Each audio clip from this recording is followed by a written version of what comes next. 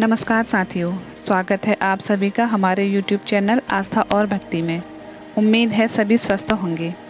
आइए आज हम एक ऐसे दिव्य मंत्र की चर्चा करेंगे जिसे सुनने मात्र से जीवन में शांति, स्थिरता और न्याय की ऊर्जा का संचार होता है। यह मंत्र है शनिदेव की स्तुति का प्रसिद्ध श्लोक। ओम नीलांजन समाभासम रविपुत्रम यमाग्रजम छाया मार्तंड संभूतम तम नमामि शनैश्चरम। इसका अर्थ है कि जो गहरे नीले अंजन की तरह काले और तेजस्वी हैं, जो सूर्यदेव के पुत्र और यमराज के बड़े भाई हैं, जो सूर्य और उनकी पत्नी छाया से उत्पन्न हुए हैं, ऐसे शनैश्चर यानी शनिदेव को मैं नमस्कार करता हूँ या करती हूँ। यह मंत्र न केवल शनिदेव के स्वरूप का वर्णन करता है बल्कि उनके गूढ़ और न्यायकारी स्वरूप को भी स्पष्ट करता है। शनिदेव के इस मंत्र का महत्व इस प्रकार है। यह मंत्र शनिदेव की स्तुति है, इसलिए इसका जप करने से मनुष्य पर शनि की कृपा बनी रहती है। ज्योतिष शास्त्र में शनि ग्रह को कर्म, अनुशासन, धैर्य और न्याय का प्रतीक माना गया है। शनि दोष, साढ़ेसाती, ढैया जैसी स्थितियों में यह मंत्र विशेष रूप से लाभकारी है। आध्यात्मिक दृष्टि से यह मंत्र हमें यह शिक्षा देता है कि जीवन में सदैव सत्य और धर्म का पालन करना चाहिए। यदि हम अन्याय करेंगे तो शनि हमें सबक सिखाएंगे और यदि हम धर्म का पालन करेंगे तो वे हमारी रक्षा करेंगे।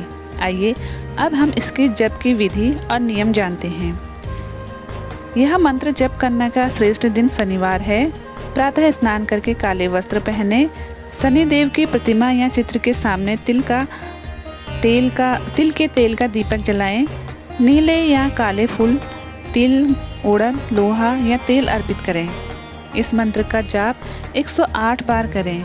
जप करते समय मन में प्रार्थना करें, हे शनिदेव, मुझे न्याय के मार्ग पर चलने की शक्ति दें और मेरे दोषों को शांत करें।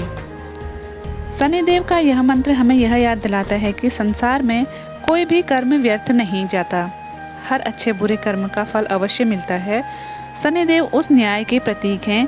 यदि हम अपने जीवन में अनुशासन, सत्य और धर्म का पालन करेंगे तो शनिदेव हमें सुख, समृद्धि और उन्नति देंगे, और यदि हम गलत मार्ग पर जाएंगे तो वे हमें सबक भी देंगे।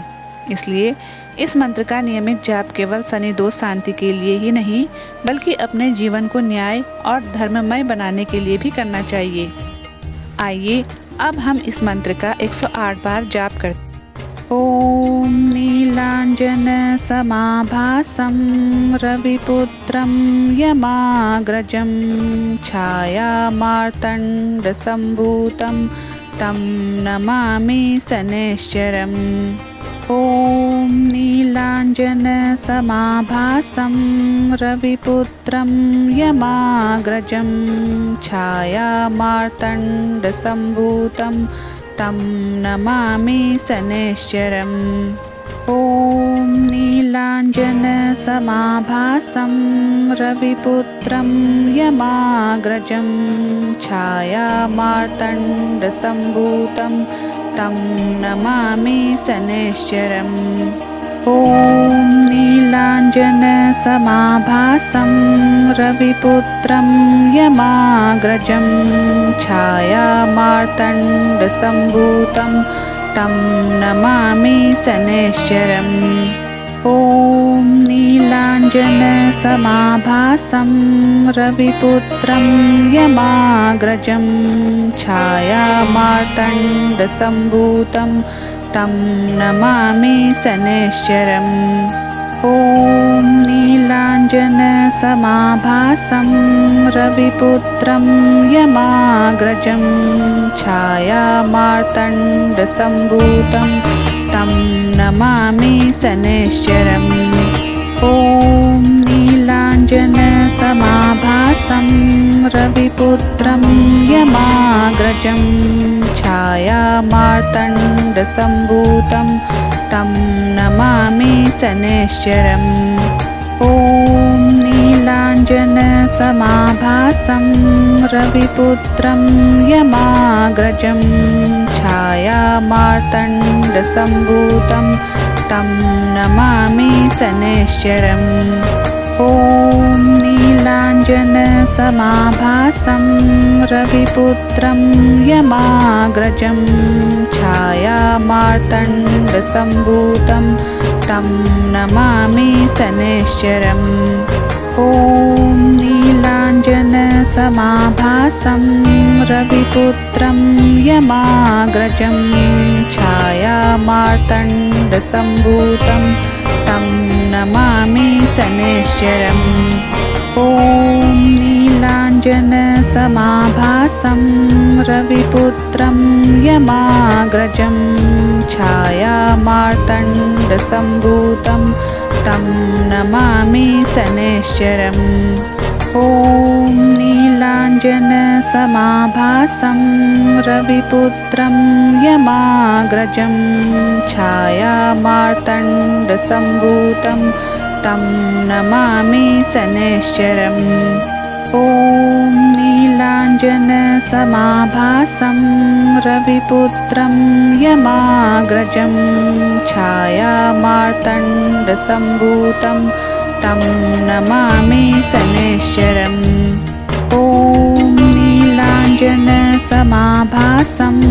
रविपुत्रं यमाग्रजं छायामार्तण्डसम्भूतं तं नमामि शनैश्चरम्। ॐ नीलाञ्जनसमाभासं रविपुत्रं यमाग्रजं छायामार्तण्डसम्भूतं तं नमामि शनैश्चरम्। ॐ नीलाञ्जनसमाभासं रविपुत्रं यमाग्रजं छायामार्तण्डसम्भूतं तं नमामि शनैश्चरम्। ॐ नीलाञ्जनसमाभासं रविपुत्रं यमाग्रजं छायामार्तण्डसम्भूतं तं नमामि शनैश्चरम्। ॐ नीलाञ्जनसमाभासं रविपुत्रं यमाग्रजं छायामार्तण्डसम्भूतं तं नमामि शनैश्चरम्। ॐ नीलाञ्जनसमाभासं रविपुत्रं यमाग्रजं छायामार्तण्डसम्भूतं तं नमामि शनैश्चरम्। ॐ नीलाञ्जनसमाभासं रविपुत्रं यमाग्रजं छायामार्तण्डसम्भूतं तं नमामि शनैश्चरम्। ॐ नीलाञ्जनसमाभासं रविपुत्रं यमाग्रजं छायामार्तण्डसम्भूतं तं नमामि शनैश्चरम्। ॐ नीलाञ्जनसमाभासं रविपुत्रं यमाग्रजं छायामार्तण्डसम्भूतं तं नमामि शनैश्चरम्।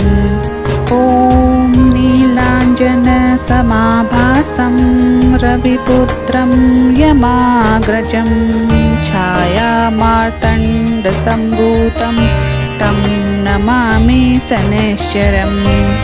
ॐ नीलाञ्जनसमाभासं रविपुत्रं यमाग्रजं छायामार्तण्डसम्भूतं तं नमामि शनैश्चरम्। ॐ नीलाञ्जनसमाभासं रविपुत्रं यमाग्रजं छायामार्तण्डसम्भूतं तं नमामि शनैश्चरम्। ॐ नीलाञ्जनसमाभासं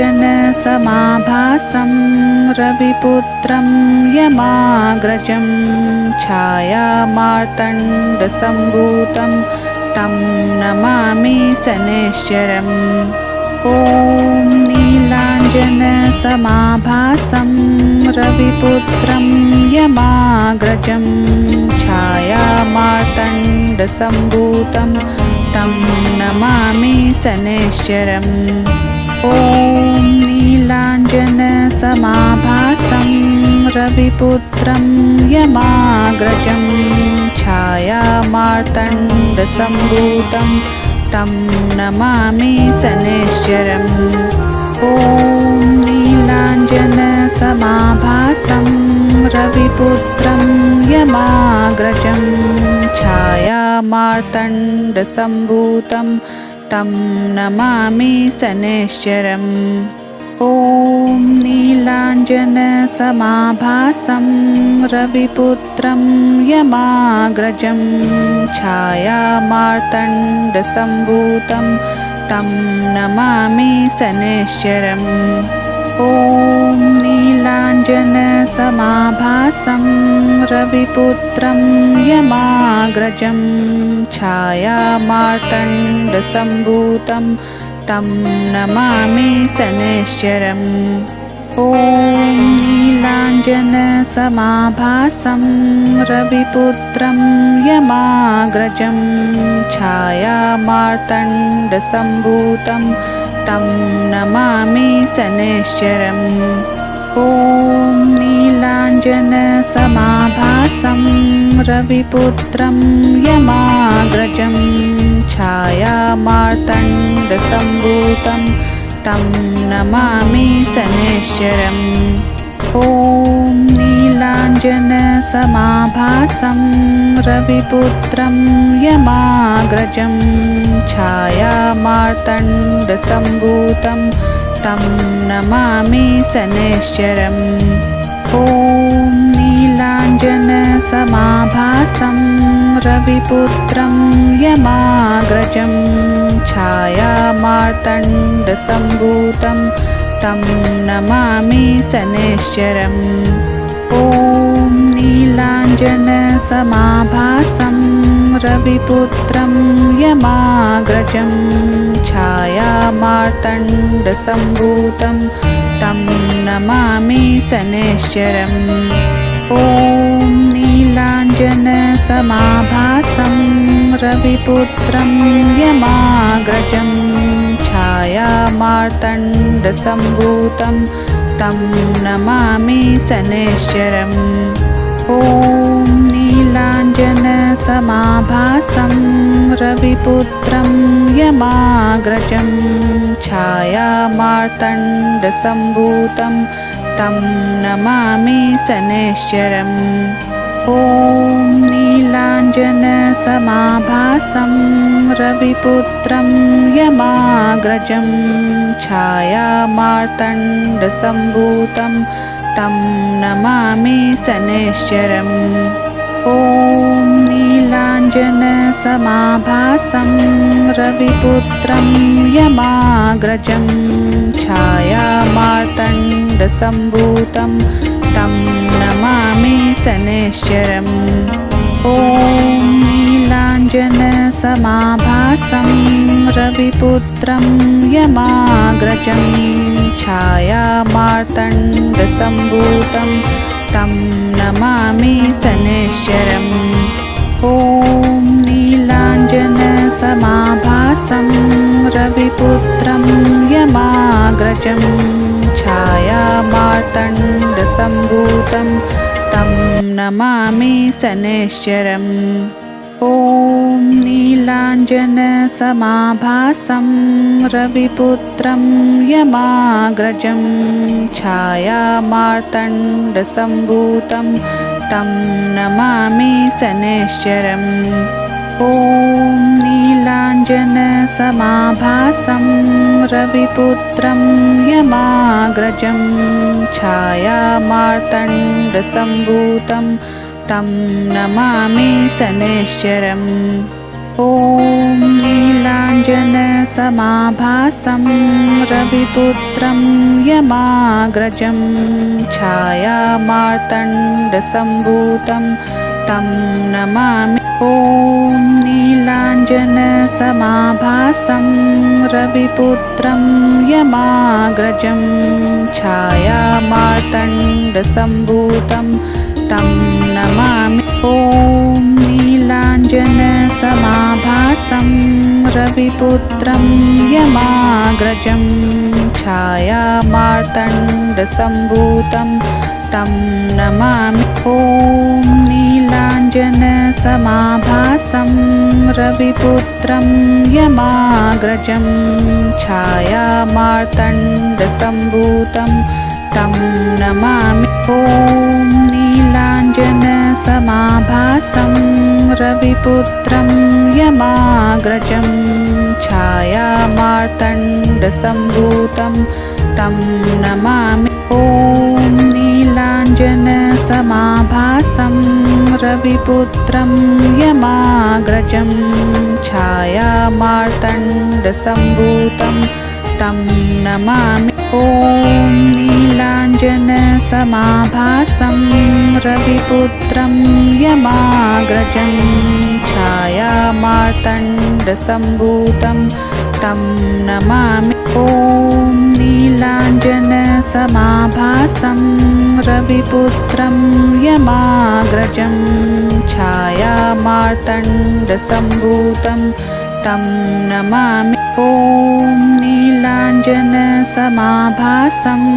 रविपुत्रं यमाग्रजं छायामार्तण्डसम्भूतं तं नमामि। ॐ नीलाञ्जनसमाभासं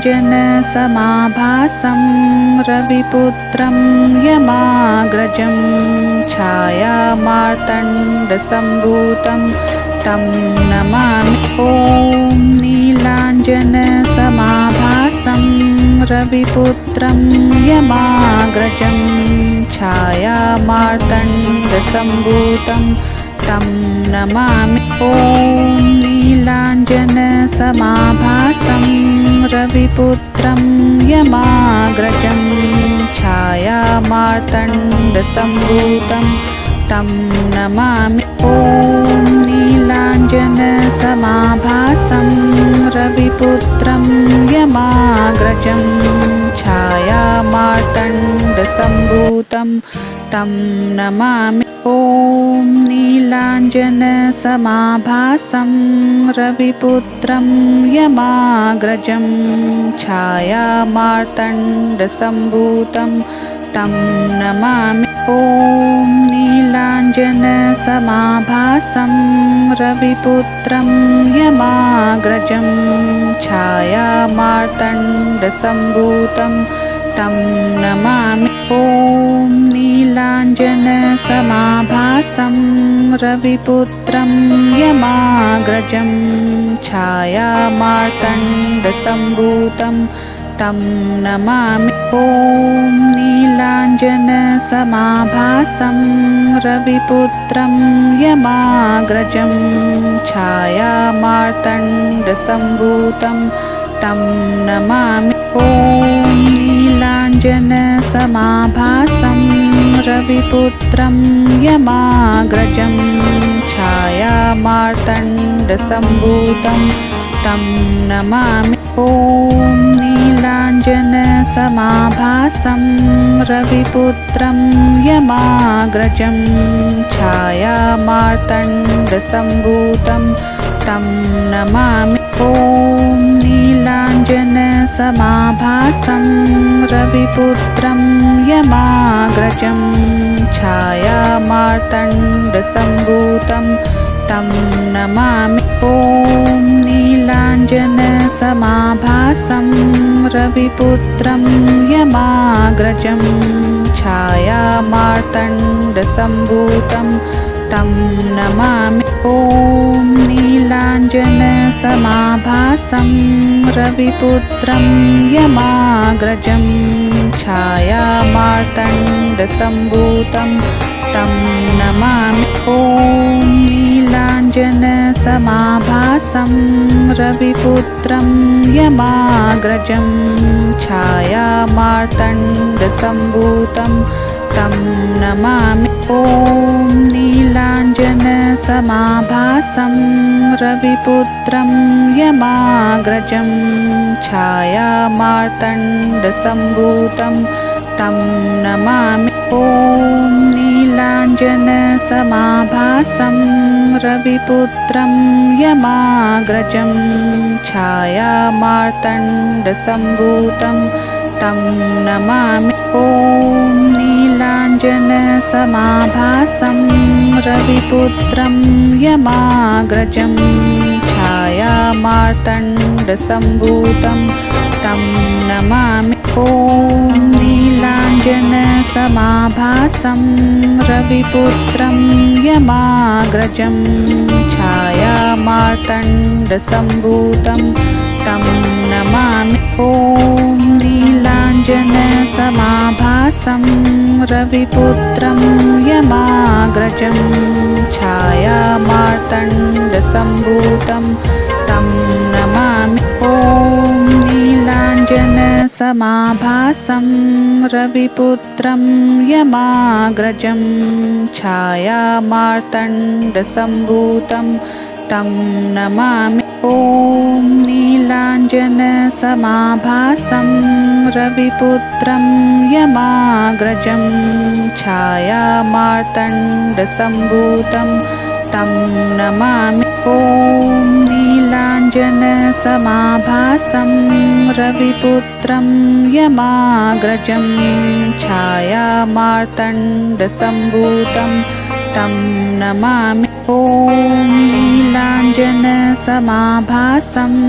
रविपुत्रं यमाग्रजं छायामार्तण्डसम्भूतं तं नमामि। ॐ नीलाञ्जनसमाभासं रविपुत्रं यमाग्रजं छायामार्तण्डसम्भूतं तं नमामि। ॐ नीलाञ्जनसमाभासं रविपुत्रं यमाग्रजं छायामार्तण्डसम्भूतं तं नमामि। ॐ नीलाञ्जनसमाभासं रविपुत्रं यमाग्रजं छायामार्तण्डसम्भूतं तं नमामि। ॐ नीलाञ्जनसमाभासं रविपुत्रं यमाग्रजं छायामार्तण्डसम्भूतं तं नमामि। ॐ नीलाञ्जनसमाभासं रविपुत्रं यमाग्रजं छायामार्तण्डसम्भूतं तं नमामि। ॐ नीलाञ्जनसमाभासं रविपुत्रं यमाग्रजं छायामार्तण्डसम्भूतं तं नमामि। ॐ नीलाञ्जनसमाभासं रविपुत्रं यमाग्रजं छायामार्तण्डसम्भूतं तं नमामि। ॐ नीलाञ्जनसमाभासं रविपुत्रं यमाग्रजं छायामार्तण्डसम्भूतं तं नमामि। ॐ नीलाञ्जनसमाभासं रविपुत्रं यमाग्रजं छायामार्तण्डसम्भूतं तं नमामि। ॐ नीलाञ्जनसमाभासं रविपुत्रं यमाग्रजं छायामार्तण्डसम्भूतं तं नमामि। ॐ नीलाञ्जनसमाभासं रविपुत्रं यमाग्रजं छायामार्तण्डसम्भूतं तं नमामि। ॐ नीलाञ्जनसमाभासं रविपुत्रं यमाग्रजं छायामार्तण्डसम्भूतं तं नमामि। ॐ नीलाञ्जनसमाभासं रविपुत्रं यमाग्रजं छायामार्तण्डसम्भूतं तं नमामि। ॐ नीलाञ्जनसमाभासं रविपुत्रं यमाग्रजं छायामार्तण्डसम्भूतं तं नमामि। ॐ नीलाञ्जनसमाभासं रविपुत्रं यमाग्रजं छायामार्तण्डसम्भूतं तं नमामि। ॐ नीलाञ्जनसमाभासं रविपुत्रं यमाग्रजं छायामार्तण्डसम्भूतं तं नमामि। ॐ नीलाञ्जनसमाभासं रविपुत्रं यमाग्रजं छायामार्तण्डसम्भूतं तं नमामि। ॐ नीलाञ्जनसमाभासं रविपुत्रं यमाग्रजं छायामार्तण्डसम्भूतं तं नमामि। ॐ नीलाञ्जनसमाभासं रविपुत्रं यमाग्रजं छायामार्तण्डसम्भूतं तं नमामि। ॐ नीलाञ्जनसमाभासं रविपुत्रं यमाग्रजं छायामार्तण्डसम्भूतं तं नमामि। ॐ नीलाञ्जनसमाभासं रविपुत्रं यमाग्रजं छायामार्तण्डसम्भूतं तं नमामि। ॐ नीलाञ्जनसमाभासं रविपुत्रं यमाग्रजं छायामार्तण्डसम्भूतं तं नमामि। ॐ नीलाञ्जनसमाभासं रविपुत्रं यमाग्रजं छायामार्तण्डसम्भूतं तं नमामि। ॐ नीलाञ्जनसमाभासं रविपुत्रं यमाग्रजं छायामार्तण्डसम्भूतं तं नमामि। ॐ नीलाञ्जनसमाभासं रविपुत्रं यमाग्रजं छायामार्तण्डसम्भूतं तं नमामि। ॐ नीलाञ्जनसमाभासं रविपुत्रं यमाग्रजं छायामार्तण्डसम्भूतं तं नमामि। ॐ नीलाञ्जनसमाभासं रविपुत्रं यमाग्रजं छायामार्तण्डसम्भूतं तं नमामि। ॐ नीलाञ्जनसमाभासं रविपुत्रं यमाग्रजं छायामार्तण्डसम्भूतं तं नमामि। ॐ नीलाञ्जनसमाभासं रविपुत्रं यमाग्रजं छायामार्तण्डसम्भूतं तं नमामि। ॐ नीलाञ्जनसमाभासं रविपुत्रं यमाग्रजं छायामार्तण्डसम्भूतं तं नमामि। ॐ नीलाञ्जनसमाभासं रविपुत्रं यमाग्रजं छायामार्तण्डसम्भूतं तं नमामि। ॐ नीलाञ्जनसमाभासं रविपुत्रं यमाग्रजं छायामार्तण्डसम्भूतं तं नमामि। ॐ नीलाञ्जनसमाभासं रविपुत्रं यमाग्रजं छायामार्तण्डसम्भूतं तं नमामि। ॐ नीलाञ्जनसमाभासं रविपुत्रं यमाग्रजं छायामार्तण्डसम्भूतं तं नमामि। ॐ नीलाञ्जनसमाभासं रविपुत्रं यमाग्रजं छायामार्तण्डसम्भूतं तं नमामि। ॐ नीलाञ्जनसमाभासं रविपुत्रं यमाग्रजं छायामार्तण्डसम्भूतं तं नमामि। ॐ नीलाञ्जनसमाभासं रविपुत्रं यमाग्रजं छायामार्तण्डसम्भूतं तं नमामि। ॐ नीलाञ्जनसमाभासं रविपुत्रं यमाग्रजं छायामार्तण्डसम्भूतं तं नमामि। ॐ नीलाञ्जनसमाभासं रविपुत्रं यमाग्रजं छायामार्तण्डसम्भूतं तं नमामि। ॐ नीलाञ्जनसमाभासं रविपुत्रं यमाग्रजं छायामार्तण्डसम्भूतं तं नमामि। ॐ नीलाञ्जनसमाभासं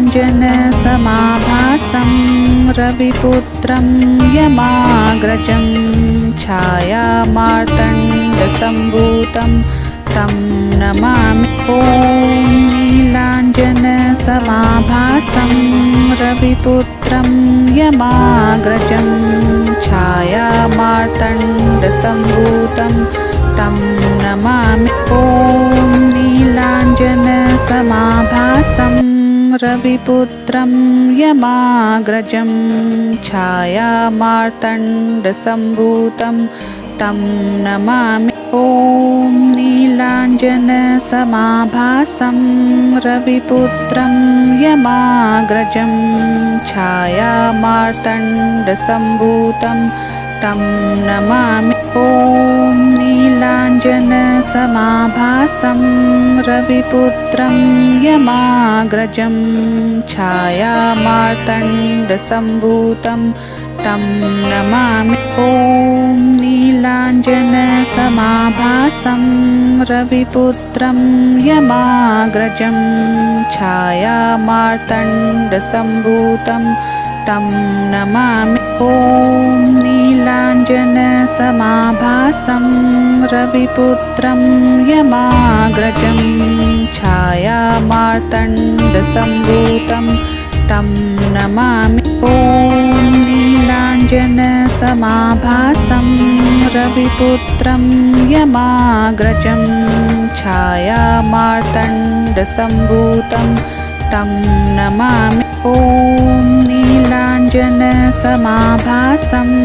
रविपुत्रं यमाग्रजं छायामार्तण्डसम्भूतं तं नमामि। ॐ नीलाञ्जनसमाभासं रविपुत्रं यमाग्रजं छायामार्तण्डसम्भूतं तं नमामि। ॐ नीलाञ्जनसमाभासं रविपुत्रं यमाग्रजं छायामार्तण्डसम्भूतं तं नमामि। ॐ नीलाञ्जनसमाभासं रविपुत्रं यमाग्रजं छायामार्तण्डसम्भूतं तं नमामि।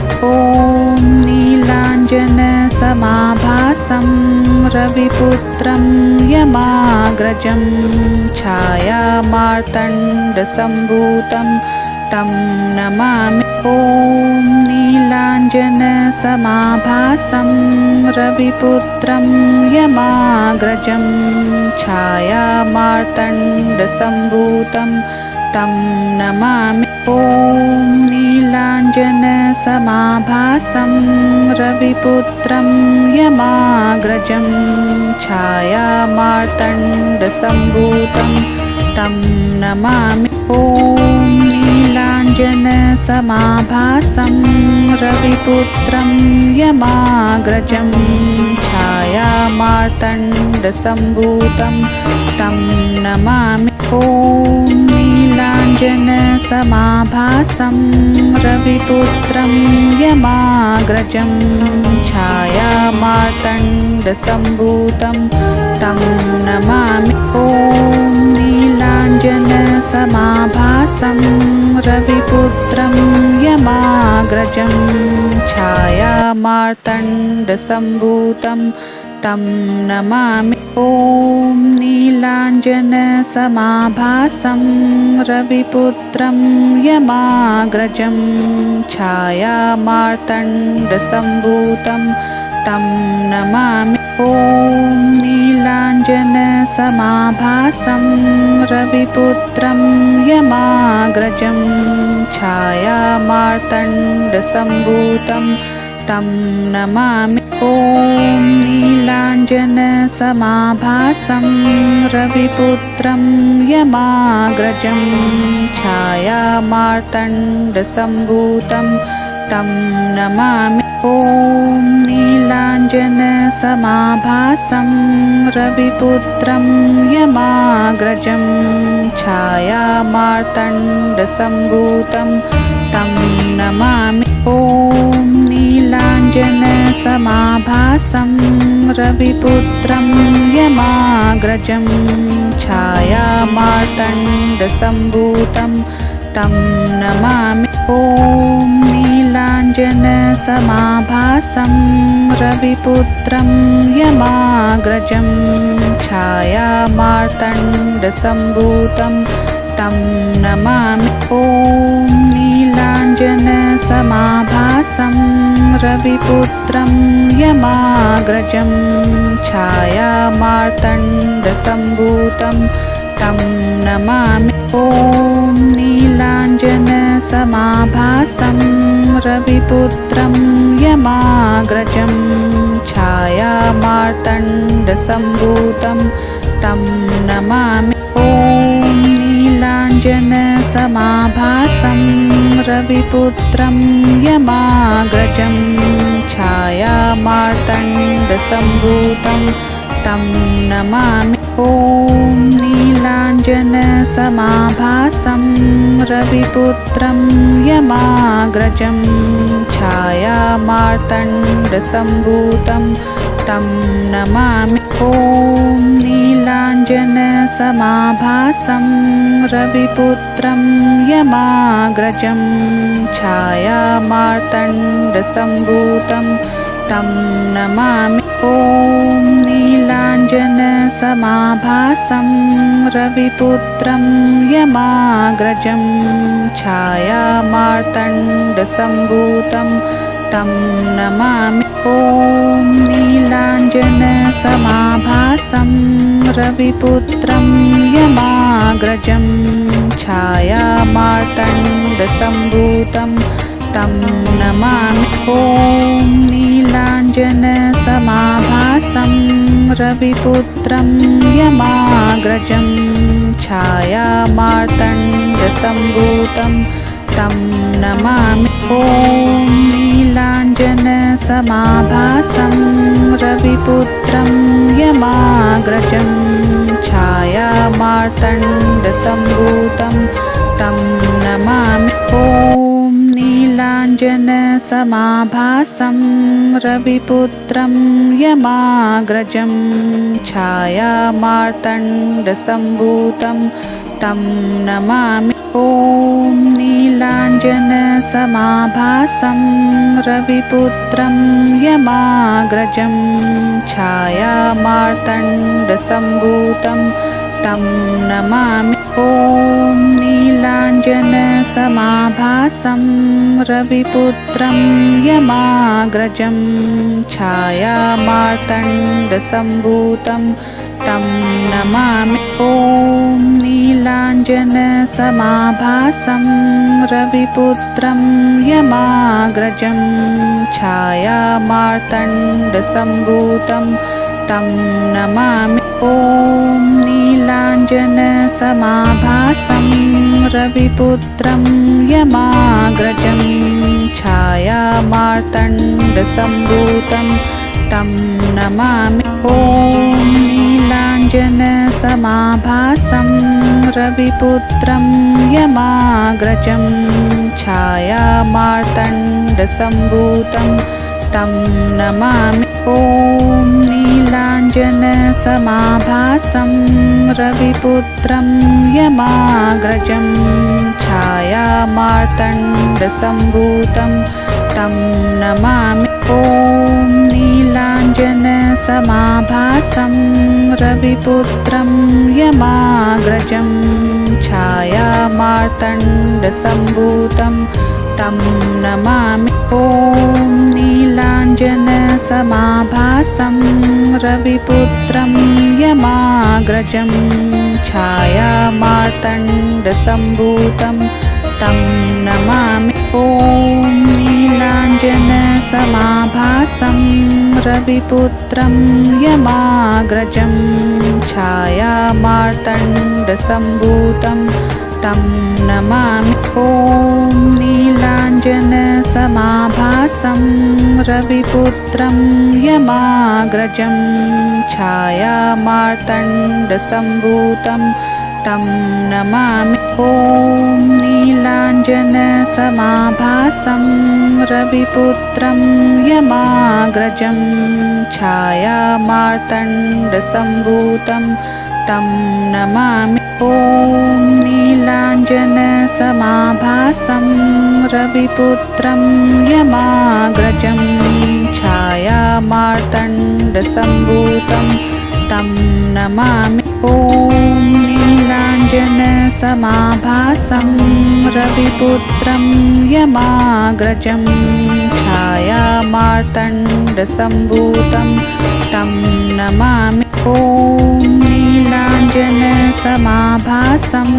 रविपुत्रं यमाग्रजं छायामार्तण्डसम्भूतं तं नमामि। ॐ नीलाञ्जनसमाभासं रविपुत्रं यमाग्रजं छायामार्तण्डसम्भूतं तं नमामि। ॐ नीलाञ्जनसमाभासं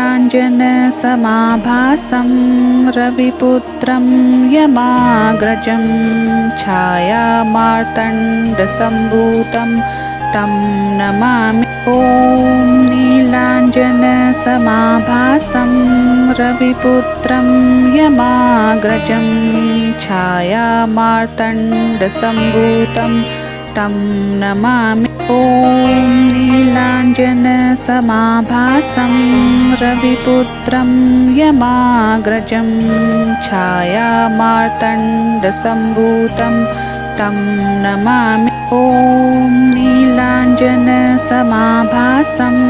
रविपुत्रं यमाग्रजं छायामार्तण्डसम्भूतं तं नमामि। ॐ नीलाञ्जनसमाभासं रविपुत्रं यमाग्रजं छायामार्तण्डसम्भूतं तं नमामि। ॐ नीलाञ्जनसमाभासं रविपुत्रं यमाग्रजं छायामार्तण्डसम्भूतं तं नमामि। ॐ नीलाञ्जनसमाभासं रविपुत्रं यमाग्रजं छायामार्तण्डसम्भूतं तं नमामि। ॐ नीलाञ्जनसमाभासं रविपुत्रं यमाग्रजं छायामार्तण्डसम्भूतं तं नमामि। ॐ नीलाञ्जनसमाभासं रविपुत्रं यमाग्रजं छायामार्तण्डसम्भूतं तं नमामि। ॐ नीलाञ्जनसमाभासं रविपुत्रं यमाग्रजं छायामार्तण्डसम्भूतं तं नमामि। ॐ नीलाञ्जनसमाभासं रविपुत्रं यमाग्रजं छायामार्तण्डसम्भूतं तं नमामि। ॐ नीलाञ्जनसमाभासं रविपुत्रं यमाग्रजं छायामार्तण्डसम्भूतं तं नमामि। ॐ नीलाञ्जनसमाभासं रविपुत्रं यमाग्रजं छायामार्तण्डसम्भूतं तं नमामि। ॐ नीलाञ्जनसमाभासं रविपुत्रं यमाग्रजं छायामार्तण्डसम्भूतं तं नमामि। ॐ नीलाञ्जनसमाभासं रविपुत्रं यमाग्रजं मार्तण्डसम्भूतं तं नमामि। ॐ नीलाञ्जनसमाभासं रविपुत्रं यमाग्रजं छायामार्तण्डसम्भूतं तं नमामि। ॐ नीलाञ्जनसमाभासं रविपुत्रं यमाग्रजं छायामार्तण्डसम्भूतं तं नमामि। ॐ नीलाञ्जनसमाभासं रविपुत्रं यमाग्रजं छायामार्तण्डसम्भूतं तं नमामि। ॐ नीलाञ्जनसमाभासं रविपुत्रं यमाग्रजं छायामार्तण्डसम्भूतं तं नमामि। ॐ नीलाञ्जनसमाभासं रविपुत्रं यमाग्रजं छायामार्तण्डसम्भूतं तं नमामि। ॐ नीलाञ्जनसमाभासं रविपुत्रं यमाग्रजं छायामार्तण्डसम्भूतं तं नमामि। ॐ नीलाञ्जनसमाभासं रविपुत्रं यमाग्रजं छायामार्तण्डसम्भूतं तं नमामि। ॐ नीलाञ्जनसमाभासं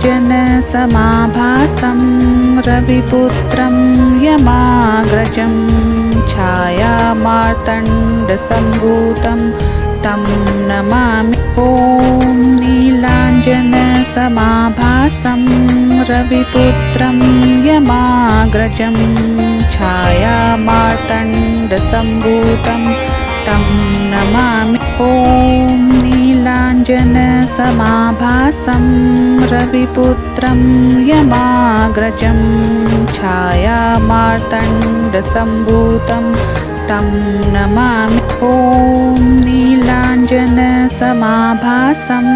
रविपुत्रं यमाग्रजं छायामार्तण्डसम्भूतं तं नमामि। ॐ नीलाञ्जनसमाभासं रविपुत्रं यमाग्रजं छायामार्तण्डसम्भूतं तं नमामि। ॐ नीलाञ्जनसमाभासं रविपुत्रं यमाग्रजं छायामार्तण्डसम्भूतं तं नमामि। ॐ नीलाञ्जनसमाभासं रविपुत्रं यमाग्रजं छायामार्तण्डसम्भूतं तं नमामि। ॐ नीलाञ्जनसमाभासं रविपुत्रं यमाग्रजं छायामार्तण्डसम्भूतं तं नमामि। ॐ नीलाञ्जनसमाभासं रविपुत्रं यमाग्रजं छायामार्तण्डसम्भूतं तं नमामि। ॐ नीलाञ्जनसमाभासं रविपुत्रं यमाग्रजं छायामार्तण्डसम्भूतं तं नमामि। ॐ नीलाञ्जनसमाभासं रविपुत्रं यमाग्रजं छायामार्तण्डसम्भूतं तं नमामि। ॐ नीलाञ्जनसमाभासं रविपुत्रं यमाग्रजं छायामार्तण्डसम्भूतं तं नमामि। ॐ नीलाञ्जनसमाभासं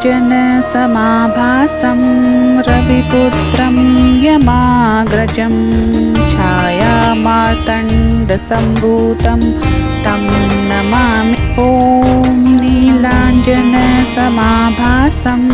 रविपुत्रं यमाग्रजं छायामार्तण्डसम्भूतं तं नमामि। ॐ नीलाञ्जनसमाभासं रविपुत्रं यमाग्रजं छायामार्तण्डसम्भूतं तं नमामि। ॐ नीलाञ्जनसमाभासं रविपुत्रं यमाग्रजं छायामार्तण्डसम्भूतं तं नमामि। ॐ नीलाञ्जनसमाभासं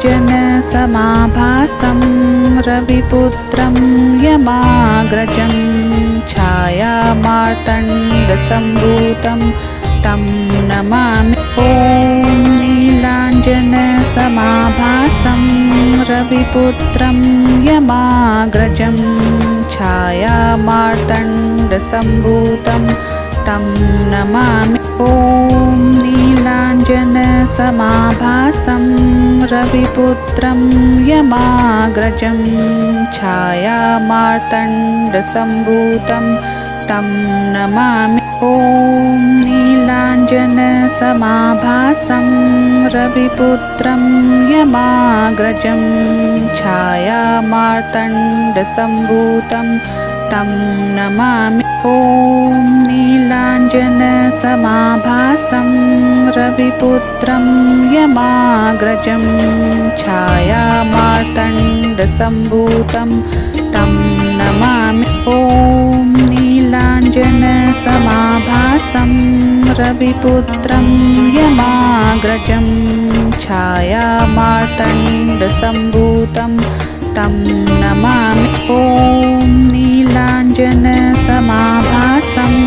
रविपुत्रं यमाग्रजं छायामार्तण्डसम्भूतं तं नमामि। ॐ नीलाञ्जनसमाभासं रविपुत्रं यमाग्रजं छायामार्तण्डसम्भूतं तं नमामि। ॐ नीलाञ्जनसमाभासं रविपुत्रं यमाग्रजं छायामार्तण्डसम्भूतं तं नमामि। ॐ नीलाञ्जनसमाभासं रविपुत्रं यमाग्रजं छायामार्तण्डसम्भूतं तं नमामि। ॐ नीलाञ्जनसमाभासं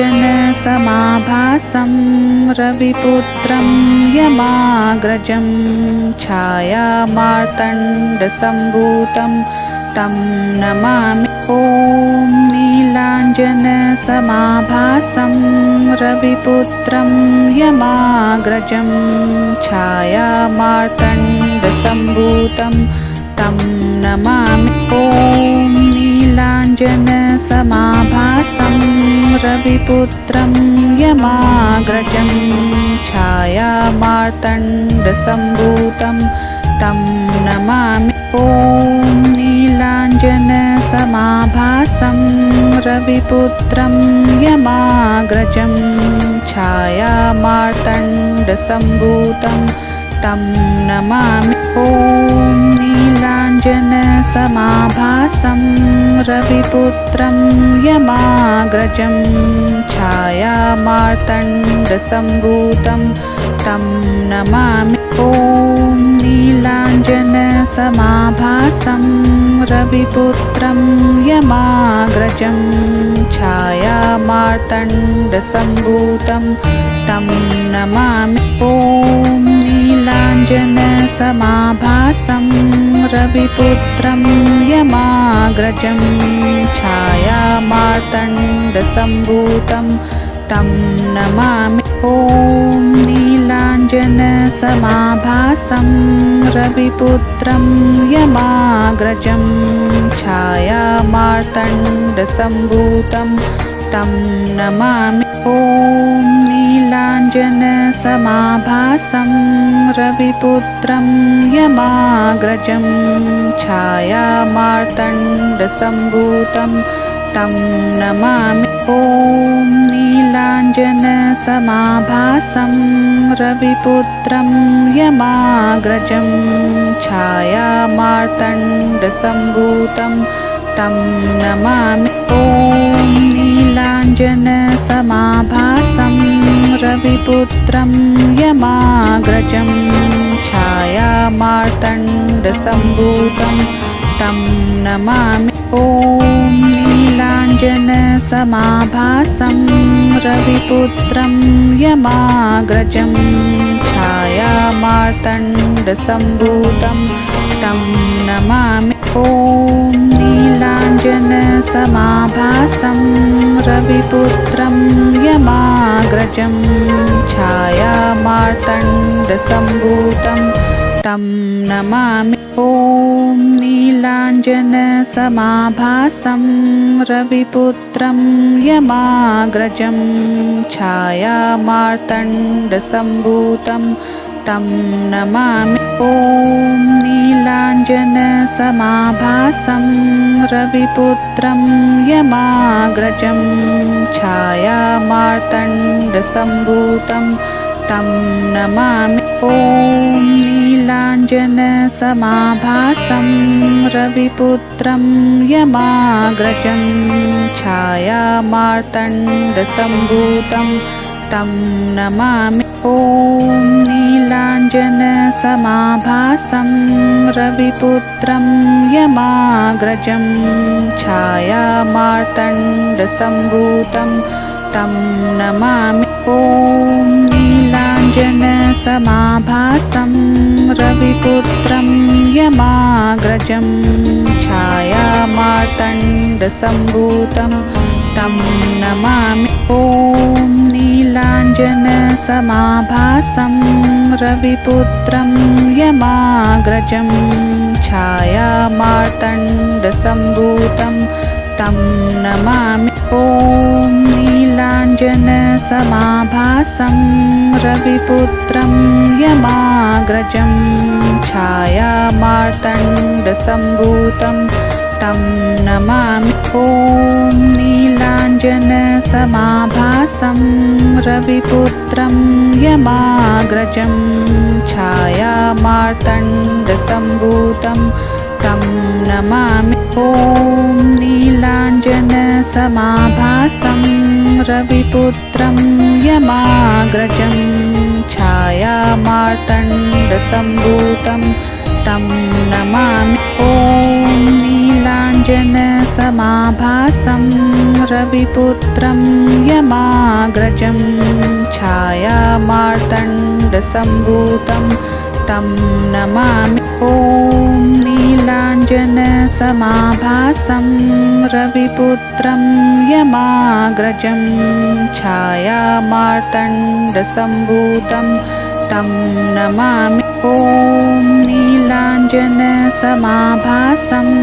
रविपुत्रं यमाग्रजं छायामार्तण्डसम्भूतं तं नमामि। ॐ नीलाञ्जनसमाभासं